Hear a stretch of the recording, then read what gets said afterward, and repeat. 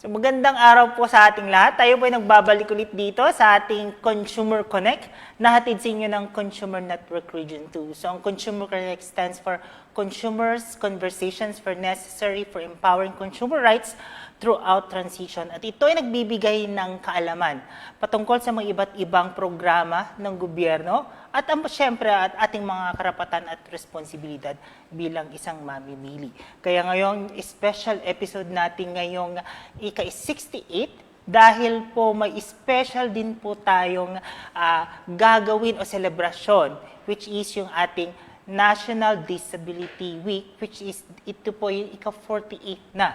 Kaya naman, yan ang pag-uusapan ngayon natin ngayong hapon. At syempre, makakasama ko po ang kasama natin sa Department of Trade and Industry na magiging co-host. Walang iba kung hindi si Sir Josh Andre Akad. Magandang araw sa iyo, Sir Josh. Yes, magandang araw po, Sir Sid.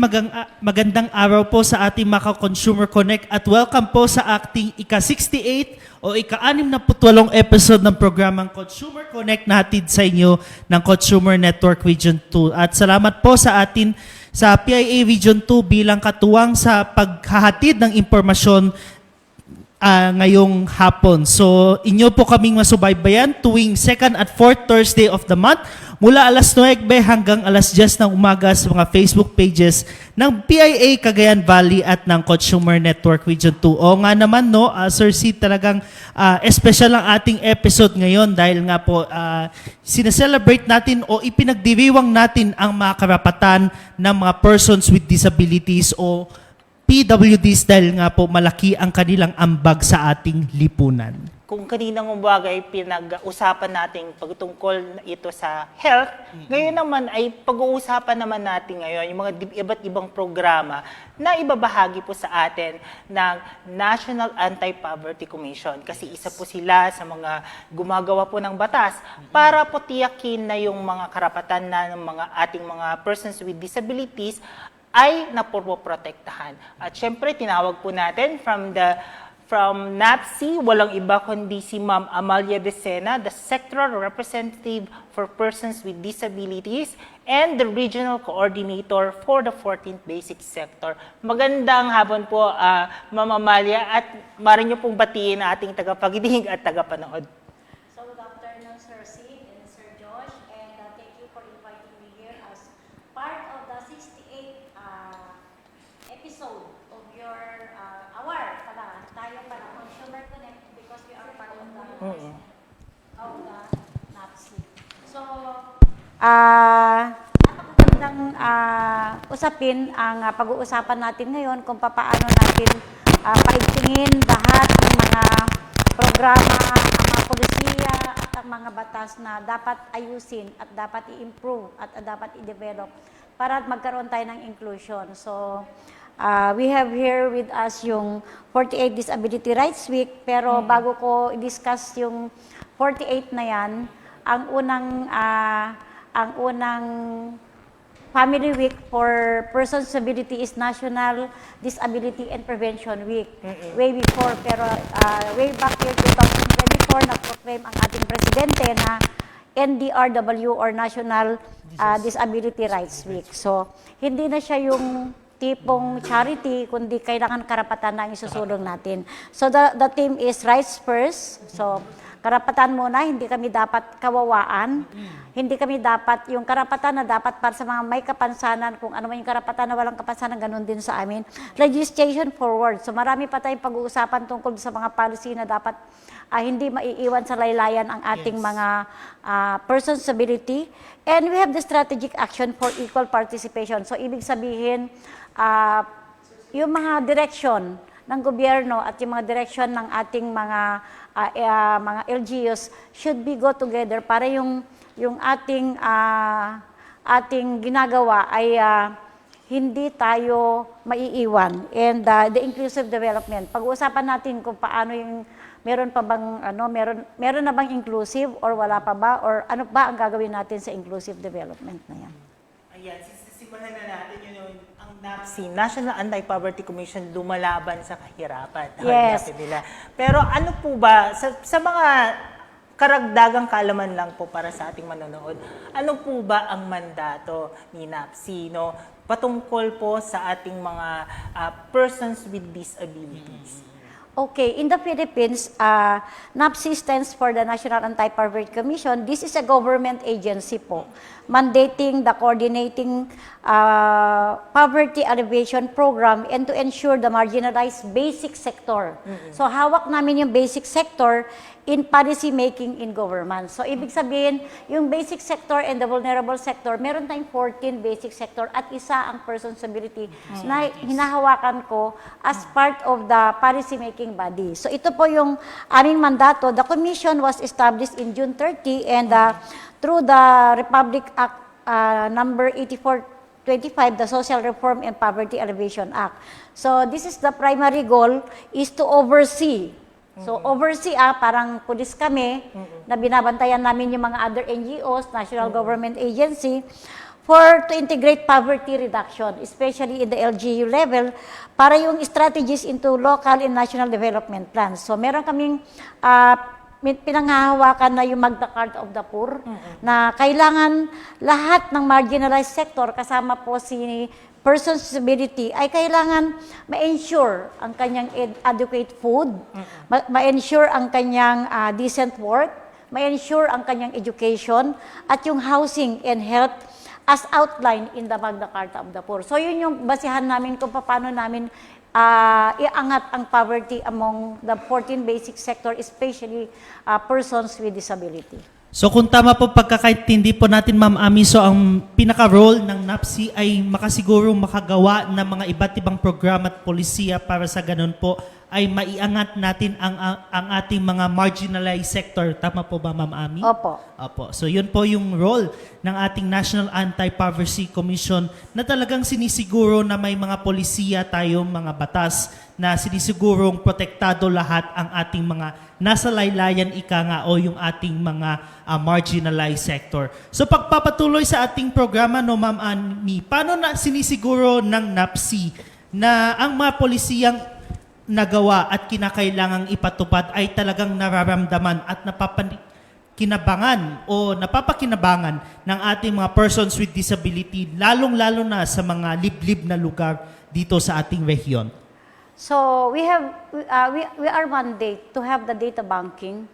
And kailangan meron tayong mga data So especially in the grassroots level, we have the barangay level to distinguish yung mga persons with disability. So may kanya-kanyang segregation yan, bata, female,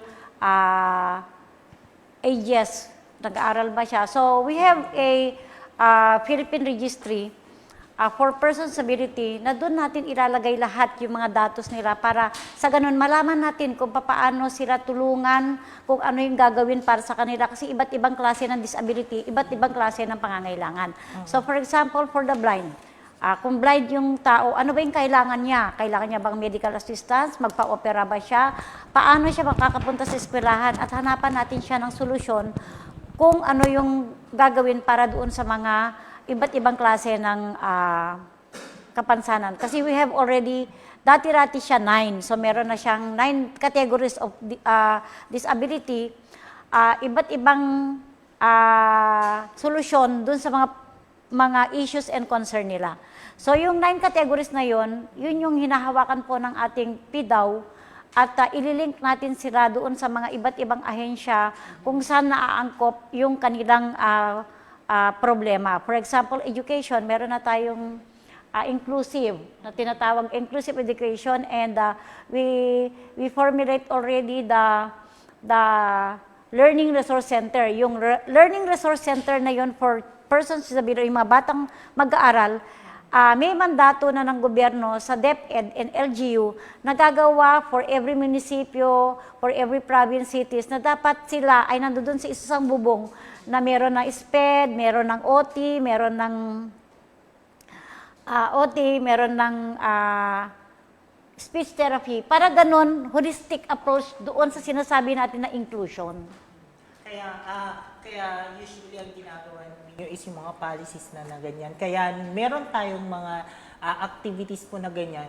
Kasi nagawan po natin siya ng policy. Usually, ang ginagawa po natin, we have met with NAPSI before and sa creation mismo ng mga resolutions Opo. na pinapadala natin, no, inaaprobahan ng ating Pangulo, at yun naman yung ginagawa talaga nila to make sure na mas maayos, mas maganda ang kalagayan ng ating mga persons with disabilities. So it's not only the PWDs but also the other 14 special sectors. So ngayon, Ma'am Amalia, no, so, sa pagdaraos po ng ika-48 National Disability Rights Week, ano po yung tema ngayong taon na to?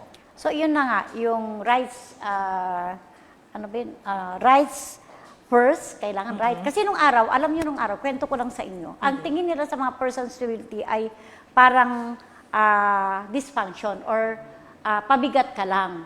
So, nung araw kapag bulag ka, ang gusto lang nila sa'yo, you go to the church, maglagay ka na ng baso dyan para yun yung kikitain mo. So, yun lang ang tingin ng tao sa amin eh. Or, amin, because I am also a person with disability as visually impaired, kapag ka naka-wheelchair ka naman, huwag ka nang pumasok kasi ang hirap mong idala sa school. So, karapatan niya pumunta sa school yun eh. So, we have a conclusion na ang person with disability ay pabigat sa lipunan, which is, ano ba ang dapat gawin para hindi naman niya kasalanan yung may kapansanan siya. So, dapat ang gobyerno gumawa siya ng paraan dun sa karapatan niya na mag-aral siya. Kapag nakapag-aral na siya, dapat may trabaho na siya. Kapag may trabaho na siya, independent na siya. Hindi na siya humihingi sa gobyerno, hindi siya humihingi sa kanyang mga magulang. So, yun yung development na dapat na strategic ang gagawin natin. Tama po yun, no, Ma'am Amalia. No? So talagang kailangan po natin na strategic yung ating inclusion ng ating mga persons with disabilities ngayon pong National Disability Rights Week. So ang tema nga po ng ating National Disability Rights Week ay Rights First, Legislation Forward, Strategic Action for Equal Participation and Inclusive and Development. Tama nga po ang binanggit ni Ma'am Amalia kanina. Pero matanong lang po, no, so dahil next week or next week na po yung ating National Disability Rights Week, no, so paano nakikipagtulungan ang NAPSI, ang NCDA at iba pang mga ahensya ng pamahalaan para sa ganun ay bigyan ang matagalang proteksyon para sa ating mga persons with disabilities? Or kahit tapos na po ang ating National Disability Rights Week, ano po ang ginagawa ng ating ahensya, Ma'am Amino, para sa ganun po ay madagdagan ang proteksyon ng ating mga persons with disabilities? Actually, we have a collaboration with National Anti-Poverty Commission, NCDA, DSWD, and other with DTI also. So, ito pong Rights Week na to, hindi lang ngayon. So, sineselebrate lang natin ito, nag-umpisa ito when we nagkaroon ng proclamation during the time of our first President, Gloria Macapagal Arroyo, na bigyan natin ng pansin ang persons with disability. Bigyan natin ng Family Day, 1 week yan. Bakit? Ano ba ang dahilan? So, tinitingalaan namin ang ating bayani na si Apolinario Mabini as sublime paralytic, na siya ay kahit nalumpo, hindi niya ininda yung kanyang kapansanan, bagkus siya pa ang magtanggol sa ating bansa during the time of Spanish era, American era. So, he is one of the paralytic sublime na ang birthday niya kasi is July 23. So, ginawa nilang Family Day yun, July 17 to 23, para in commemoration with our itong si Apolinario Mabini. So, yun yung nag-umpisa yung ating celebration. Nabibigyan ng PWD ng Family Week para to ensure na sila naman ay may participation sa community. So, ito yung parang outline ng NDPR Week. Pero from January to December, meron kaming kanya-kanyang celebration for every disability week. Kunwari, meron yung White Cane Day, Autism Day, Cancer Day, mga ganun. So, iba't ibang week, iba't ibang ang tawag dito, iba't ibang month, meron kami sineselebrate. But this July is the birthday of our hero, Apolinario Mabini. Kaya ito, sineselebrate namin. Meron pa nga silang lay na ginagawa, ibinibigay para sa kanya parang in respect, in honor of his parang legacy in our country. Doon namin nilagay yung NDRW namin. Di ba, kasama po nung ating tema is yung legislative forward. No? Opo. So ano po ba yung mga gaps na kailangang punan ng nawala po ngayon sa ating batas na in-implement? Okay, so when you say gaps, alam naman natin yung batas halos lahat may gaps, may challenges. Meron yung hindi na i-implement. Okay, umpisahan na natin. Ang batas BP 344, matagal na po yan during the time of Marcos pa yan yung ating tatay ni ating presidente ngayon. Pero hanggang ngayon, yun pa rin ang problema. So ngayon, isa sa ginagawa natin sa monitoring is to have the access audit, right? Yun yung ngayon, yung gaps natin, nakikita natin na, di ba, yung mga hotels, may restaurants na hindi siya accessible, yung mga toilet, so nakikita na natin yun. So yung gap na yun, di ba, binibigyan natin sila ng ultimatum to give retrofitting, pero hanggang ngayon, di naman tayo pinipakinggan. So what we are going to do now with the DPWS, since they are the chairman of the accessibility, iipunin namin si building official, si PIDAW, pag-uusapan namin kung paano yung solusyon dyan sa BP 344 na yan. At saka, we have already isa sa agenda namin is to review, is to amend the BP 344 for the accessibility law. So, itong amendment na ginagawa namin sa Kongreso ngayon is, nasa Senate bill na pala siya ngayon, pinagtutuunan namin ng pansin yung penalty or yung penal clause, yung provision for penal clause. Kasi ang nakalagay sa BP 344 is 5,000 lang at walang kulong. So pwede mo nang kausapin si contractor na ayusin na yan, wag na nang magbayad ng ano. O syempre, pag kumpare ni mayor o si building official, si contractor, magbayad na lang ako ng 5,000, di ba? Okay na yon.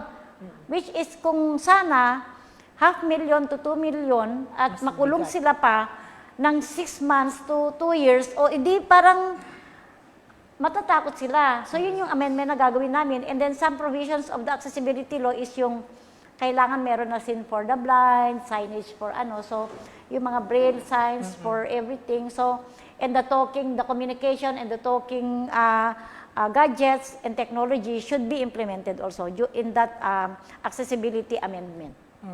Kasi minsan, di ba, meron din nanonood sa atin ng mga, sabihin natin, mga impaired yung hearing nila. So, actually, guilty rin tayo minsan. Kasi katulad ngayon, dapat may magsasign. Kasi baka may manonood din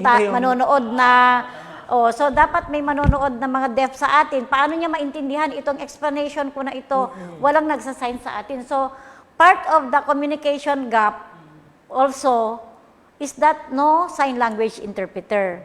So, even in the school, meron na tayong mga eskwelahan, like in the GAP, pag-uusapan natin edukasyon. Paano makakapag-aral si deaf dyan sa college kung wala namang magtuturo, magsa-sign language para sa kanya? Even the blind, wala tayong nagtuturo na nagbibigay ng braille sa kanya. Not even one in this region ay merong inclusion. Itong sinasabi natin inclusion, pero pagdating nila sa high school, tutungtong sila sa kolehiyo, wala naman silang pag-aaralan na inclusive yung education para sa kanila. Asan yung inclusive education? Sa CHED. Dapat ang CHED, titingnan niya yung mga college institution or yung mga ano natin dito, kung meron bang inclusion. May isang eskwelahan pa nga dito na government, hanggang 4th floor, wala silang elevator. Paano makapag-aral si naka-wheelchair o kasi naka-crutches? Ang room niya nasa 4th floor. Isipin nyo yung inclusion na sinasabi natin ngayon. So ngayon pa lang, sama-sama natin tingnan kung paano natin, kasi kung ako lang salita ng salita at hindi mai-implement, dapat tayong lahat na advocate, gawin natin kung ano yung ano natin, part natin bilang advocacy natin ang paano natin implement ito. So nakikita na natin yung gaps, di ba? Napag-iisipan nyo ngayon, even in the other institution. So nakita nyo naman kapag nag-iikot tayo, kasama kayo, marami pang kailangan gawin at hindi lang ako ang gagawa niyan, kundi tayong lahat na nasa environment. Pero kung sakali ma'am, may binubro po ba tayong parang meetings with other government agencies to ensure na ma-discuss po itong mga Yes. gaps na ito, ma'am? In the RCDA, we have Regional Council on Disability Affairs that the members are isa din ang DTI, CHED, DepEd, LTO, ganun. Kasi yung mga LTO din, kailangan natin ensure yung LTFRB, ensure yung mga makakuha din silang driver's license, and LTFRB kung pwede yung 20% discount, kasama na natin doon na doon sa mga transport. Even yung DSWD, upuan nila. ha? Even yung upuan nila sa bus, sa Oo. mga... Those were the gaps pa rin. As to 20% discount, marami pa rin tayong gaps dyan. May mga restaurant din na hindi nagbibigay, na meron din pharmacy na pag nakikita na yung gamot, ay wala po tayong ganyan. Minsan, parehas yung kahit generic ang binigay, binigbigan na napakataas na presyo. So yun yung mga dapat na pag-uusapan natin with the RCDA, nakasama si DOH, kasama si DSWD, doon sa pagsugpo ng ating mga gaps pagdating sa mga batas natin. Kasi hindi lang sinapsi ang gagawa nun, we will just report kung sino yung ano yung implementation na ginagawa nila. Kunwari si PIDAW, ano ba yung nagagawa nila? Si DILG, dapat siya yung magmandato kay LGU na ito yung dapat mandato. So, yun yung mga may kanya-kanya time role on how to resolve the issues, the gaps, and the challenges on that issue. Like sa inyo, meron na ba kayo nabigyan ng livelihood project for persons with disability na grupo na kaya naman nilang mag-manage sa kanilang store. So, yun din yung mga gaps na minsan hindi sila, nauuna si solo parent, nauuna si walang kapansanan. So, yun yung minsan na tinitingnan natin na, nandito pala din si person with disability, gusto din niya livelihood, so kailangan bigyan din natin. So, yun yung mga gaps natin, dun sa livelihood, education, marami pa eh. Pero may mga updates po ba tayo yung sa legislations moving forward, yung pag-amend ng mga batas na ensure yung inclusivity ng ating mga persons with disabilities? Baka po pwede po tayong i-update, Ma'am Ami, no? So, meron na po bang legislative bill na siya, nasa second or third reading, or i-discuss pa lang sa incoming kongreso ngayong July, or paano po yun, Ma'am Ami? Ito po yung isinusulong namin na institutionalization of implementation of EO 417, ito po yung economic independence. Ito yung napakaganda. Kapag na-implement na ito, ay lahat ng persons with disability ay mabigyan siya ng chance na magkaroon ng economic independence, which is lahat ng government agency like DOLE, DTI, TESDA, lahat tayo magtutulong-tulong para sa ganon, i-data bank si person with disability, ilan ba yung workable? Kasi hindi mo naman bibigyan si naka-bedridden na siya eh. Although, pwede siyang magtrabaho, ano ba ang kaya niyang gawin? So, i-identify pa rin natin kung ano yung needs. Kasi minsan failure kapag hindi natin i-identify. So, itong institutionalization, EO pa rin kasi siya during the time of our President Pinoy, pero ginagawa na namin siya ng batas para sa ganun, mabigyan ng mandato ng lahat ng agency para dun sa economic independence.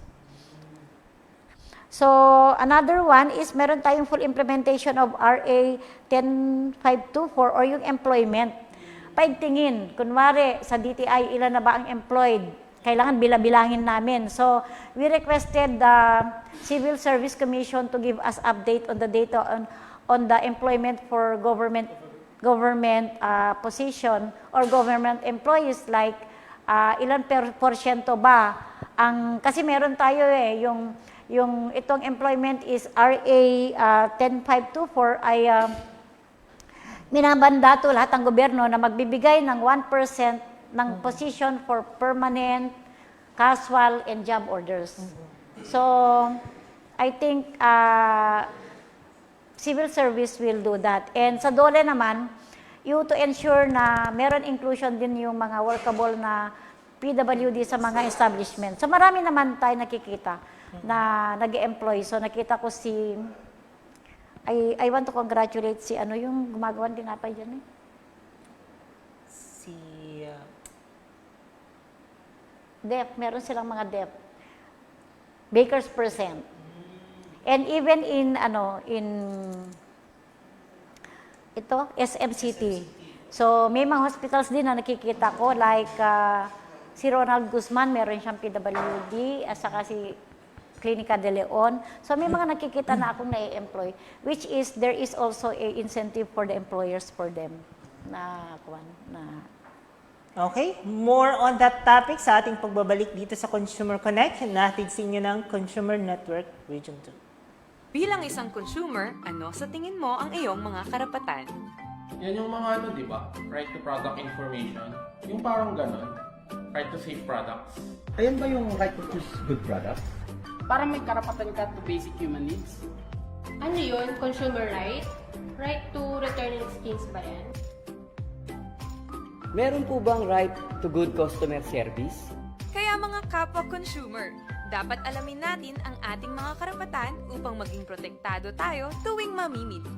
Maging matalino, mapanuri at malayang mamimili.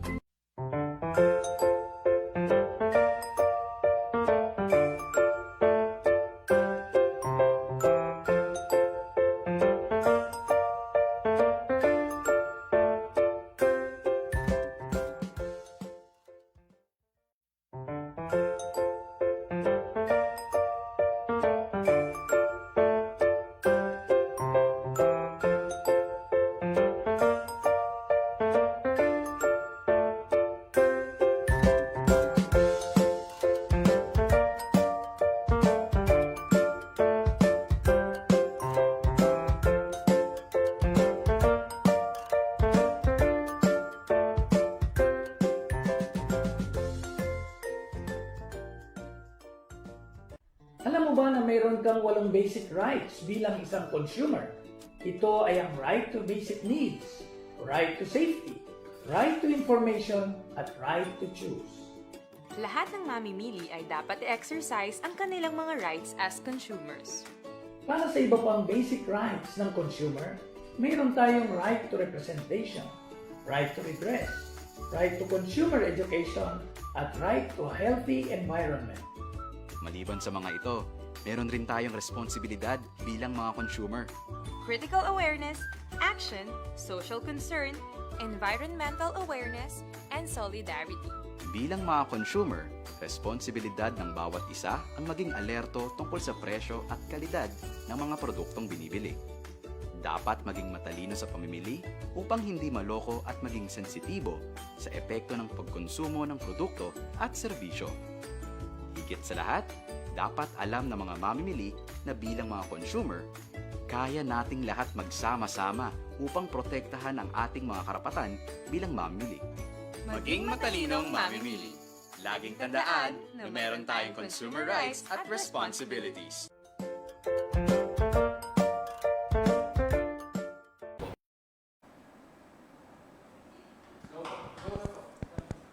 Okay, tayo po yung muling nagbabalik dito sa 68 episode ng Consumer Connect na hatid sa inyo ng Consumer Network Region 2. At syempre, kasama pa rin po natin si Ms. Amalia Decena, no, the Sectoral Representative for Persons with Disability and the Regional Coordinator for the 14th Basic Sector. So, itong balita, malaking balita, no, ito ma'am, kasi maglulunsad po ang ilulunsad yung Unified PWD ID system. So para sa mga kaalaman po ng publiko, no, ano po ba itong naging problema ng lumang sistema at bakit nagkaroon po tayo ng unified system? Okay, itong unified system natin ay hello. So ang unified system ngayon ay pinapatupad ng National Council on Disability Affairs. Ito po yung kapalit ng lumang ID natin na ginagawa ng DOH. So, yung DOH before sila yung nagbibigay na Philippine Registry. Sila yung sila yung server ng online. So si LGU, si PDAW, kukunin nila yung data ni persons with disability and then ita-transmit nila kay DOH. Pero ngayon, kasi ngayon, ang dami-dami natin nababalitaan na okay. Like for example, may mga siyam na pamilya dyan, siyam din ang ID nila na pinapagawa pa sa recto or kung saan-saan. Pero ito, the Philippines has rolled out. Ito yung Enhanced Unified PWD ID system to prevent fraud. And ito po yung and to standardize the benefit. So, the card features yung a unique QR code and RFID technology that links directly to the central database. So, for example, ako ngayon, in-enter na yung pangalan ko, anywhere in the Philippines as I swipe, Amalia Dicena pa rin ang malalabas doon. Hindi, pero kapag sinwipe, kasi yung ID na lang yun, numbering lang kasi yan eh. So, meron tayong making verification easier pa rin for business and ensuring to access the statutory discount. So, ito din yung, kunwari, nasa Mercury Drug, swipe. Okay yun, kasi parang ATM ba? Sinaswipe lang siya. So, social, di ba? So, how to apply ba? Tinatanong nyo kung paano yung mag-apply dyan. So, ito yung applications and renewals are still processed through the local Persons with Disability Affairs Office. Okay. Kaya, there are already pilot area in the Philippines pa lang. So, hindi pa siya implemented. Pilot, meron pa lang napapilot like in Pangasinan, ganun. Pero, in Region 2, we will be having our orientation pa lang on the 28th. So, July 28 as part of National Disability and Prevention and Rights with Cagayan, we have 30 LGUs who will participate. Quirino, Napito, Santiago City, and Kawayan City. So, yung mga binanggit ko, the National Council on Disability Affairs will go to Tuguegarao City for the orientation of this person for this PDAW and itong IT. Magkaroon tayo ng mga yung encoder. So kasi pag mawala si PDAW, kailangan may backup siya. And may kanya-kanya kasing username yun para hindi siya ma-hack or may kanya-kanyang secret para hindi iba-iba yung so ma-hack. So ang sistema is the National Council on Disability Affairs will give computer or desktop to each LGU and yung signature pad. So hay-hay ang LGU, hindi na problema ni LGU yung sarili kasi may sarili na silang desktop na pag-e-encodean ng kanilang Unified PWD ID. So, mga requirements lang is to prepare your medical certificate na testifying your disability, 1x1 ID, photos, yung valid government-issued ID, and any specific document required by the municipality. So, yun po yung mga kailangan. Sooner, kasi wala pa dito. So, ang gagamitin pa rin namin is yung mga old, pero wala pa kasing implementation ito. Okay. So, pero, for example, may PWD ID na ako dati, hindi ba pwedeng enough na yun para yun yung gamitin ko para mag-apply for the Unified ID? Pwede naman na yun na yung replacement. So, the card issuance will be your physical FRID, PVC card na siya, and digital ID will be generated and printed through the centralized system. So meron tayong system, centralized yan. And then, kunwari si Enrile o lahat na ipasok na niya, nakandun na sa centralized system, makikita anywhere in the Philippines. Pero if ever po, ma'am, si NCDA pa rin po ang mag-i-issue ng PWD ID na po ito, ma'am? Hindi, si PDAW.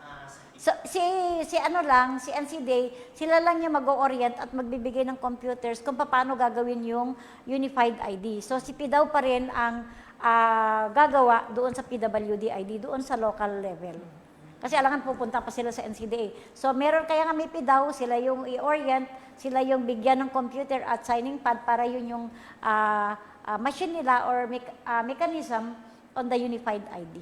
Ang maganda dito, multipurpose kasi yung ID. Para pa siyang GSIS ID for Yes. government. Kung saan, it acts as a valid ID at the same time, it acts as an ATM. So, hindi na mahihirapan later on yung mga ating mga PWDs if they have siguro mga grants or funds na binibigay ng government, at least sa ATM machine na lang sila pipila o hindi na sila pipila pa kung saan kung kanino magbibigay ng ayuda, for example. Oo, tama po yun. So, no, Sir Sid. So, talagang meron talagang legitimate na ID ang ating mga persons with disabilities or PWD at napakaganda pong development yan galing kay Ma'am Ami na talagang i-orient ang ating mga kababayan tungkol sa bagong PWD ID. So, sa pagpapatuloy po, no, dahil po meron na tayong Unified PWD ID, so ano naman po yung mga features or may kita ng ating mga kababayang PWDs, Ma'am Ami, sa bagong Unified PWD ID, lalo na laganap pa rin po yung mga hacking at yung panggagaya ng mga legit na PWD ID na ay peke pala to. So, legitimate card holders can still use their digital ID to access standard services. So, such as 20% discount, alam naman natin na yun yung talagang gamit ng PWD ID and the VAT exemption. While waiting for their physical unified ID, business establishments can instantly verify the authenticity of the ID by scanning the QR code, which display the holder details and verified photo. So, makikita doon kasi pipicturean din sila eh. So, may mukha na sila dun, tita. Opo. So, makikita na yung, kunwari ako, kapag fake yung ID ko, hindi lalabas yung aking mukha doon. So, ganun. Pero So, habang hinihintay po pala, ma'am, itong Unified ID, meron po bang mechanism na kayang ma-detect ng mga business establishments na, for example, si customer A ay isang PWD o hindi? oo, meron siyang mechanism actually ngayon. Yung, di ba dun sa person suitability ID natin, merong number eh. So, kunwari, Region 2, meron yun code 02, and then San Province ka, and San Munisipyo ka. So, kung hindi naka-enter kay DOH or the Philippine Registry, hindi lalabas doon sa system ng, kunwari kay Jollibee, kunwari kay McDo. Lalabas din, kunwari, ako, kung naka-enter na ako doon, lalabas yung pangalan ko. Kaya ma-access na kasi nila yung national database ng PWD. Pero ngayon, yung Unified, mas na-enhance, mas na-develop, at mas high-tech siya. Digital. So, ayun. Na-improve yung quality ng paggamit. Hindi na yung papel lang na parang nalagyan lang ng lamination, pero it is already a PVC card na siya. Since ito puti, Ma'am Amalia, no? Siyempre, pag nag-apply tayo ng Unified ID, siyempre, kailangan, sabi niyo po, ilalagay ito sa database ng national. Ngayon, siyempre, kailangan natin ng internet. Paano naman po ito, no? Ano yung magiging solusyon natin pag mahina yung access ng internet yung isang LGU? Yun yung mga challenges and gaps natin ngayon. Like, for example, in Kayapa. Kasi ino-online itong, bumababa pa sila sa Bayongbong para ma-access. Ito pa, kasi itong online, actually, okay naman na sana ang online eh. Kaya lang, ito yung internet access. Pero, siguro, yan isang, i-recommend natin sa bawat LGU na dapat may internet connection. Yung LGU kasi yun eh, dapat may internet connection sila. Sa bagay, mayroon naman po tayong mga, just in case kung hindi talaga kaya ng mga regular natin na telcos, meron naman po tayong gumagamit na ng satellite, no? Like yung Starlink, which is accessible siya kahit wala pong signal ang ating mga telepono doon sa area. Parang Batanes, nakapag-access na sila ng internet because of the Starlink. So, lahat naman ng problema may solusyon, kaya hanapan lang natin yun ng solusyon. So ngayon, ay itong Unified ID na ito, napaka-importante at saka mas mapapabilis ang tulong na maibibigay natin sa ating mga PWDs. At the same time, mas mapapabilis pa yung mga transaction nila. No? This will now, at least may mga security features ito para make sure na hindi peke yung ginagamit na lang unified ID.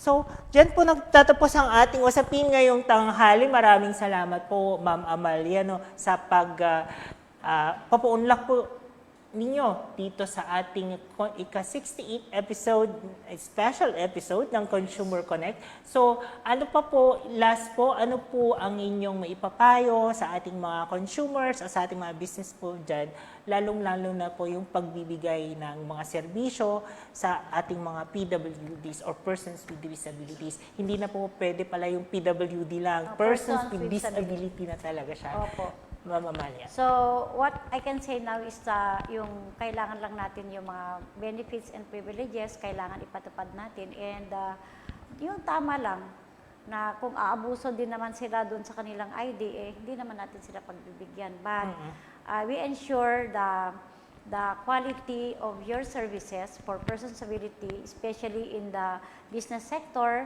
na sana maintindihan nyo na itong 20% discount ay hindi naman pabigat sa kanila, kundi there is already a inclusion in their withholding tax, with the tax exemption. So, sa atin lang, sa mga LGUs din, we have to give program and activities na akma sa kanila na hindi yung sila yung magsasabi ng kanilang programa, kundi include them para doon sa inclusion, consult them kung ano yung gusto nilang gawin para sa kanila. So para sa National Government Agency, pagtingin natin yung separate project program for them to ensure na sinasabi natin yung development, hindi lang yung welfare pero development and inclusion for persons with disability. So maraming salamat Sir Sid and Sir Jos sa DTI, and I'm also part of the Consumer Connect. So thank you so much for being part of this program.